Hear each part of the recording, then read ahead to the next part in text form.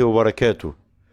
في ظل هذه الظروف التي نمر بها، وفي ظل هذه الأيام التي ارتفع فيها أسعار الذهب ويغالون الناس في المهور، معنا فضيلة الشيخ جمعة نصار يكلمنا ويحدثنا عن هذا الأمر. فضيلة الشيخ جمعة، السلام عليكم ورحمة الله. وعليكم السلام ورحمة الله وبركاته. بماذا تنصح الشباب، أو بماذا تنصح الرجال أو في هذه الأيام بأنهم ييسرون على الشباب الزواج ولا يغالون في المهور؟ ماذا تنصحهم وماذا تقول لهم؟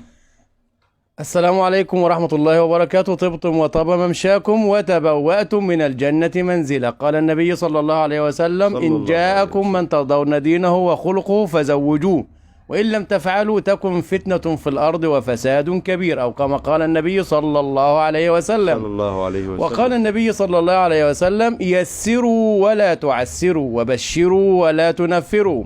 فيا أيها الأب العزيز، أيها الأم الكريمة، محتاجين ان احنا نيسر للشباب.